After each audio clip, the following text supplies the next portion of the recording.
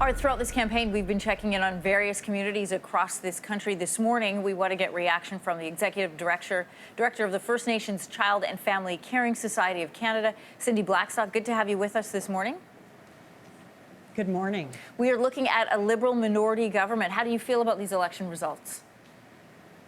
Well, you know, the Prime Minister during the campaign said that he supports compensation that's been ordered by the Canadian Human Rights Tribunal for the discrimination that First Nations children and their families have experienced. Even though the federal court documents say that they want to pay no compensation.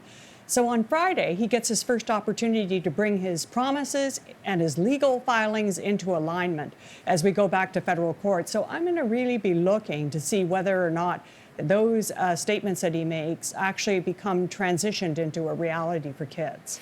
Cindy, there were a lot of big promises made to the Indigenous community by Justin Trudeau back in 2015. And while we did see movement on some files, we saw a new ministry created.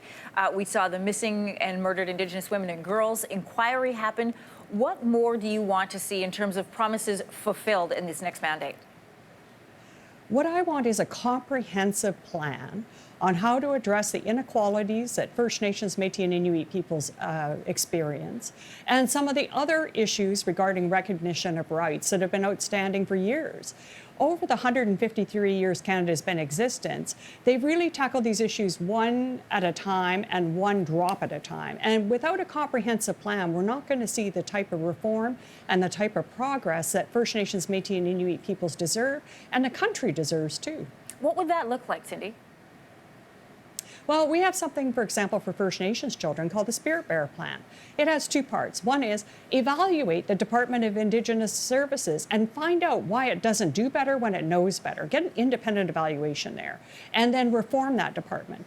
The second part is get the Parliamentary Budget Officer to cost out all those inequalities that your viewers have known about. The lack of water that affects children, child welfare, healthcare, education, early childhood, and fun activities like a playground and recreation centers.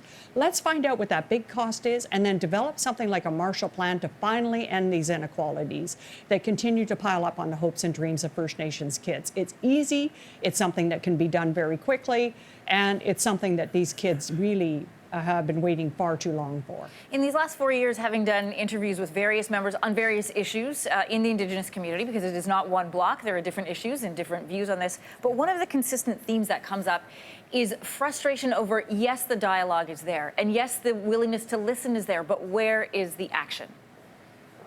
Right. And that is the major thing that needs to change, is that we need to judge success, not in political promises, not in memorandums of understanding, not even in platforms, but in the level of change that happens at a community level for First Nations, Métis and Inuit peoples.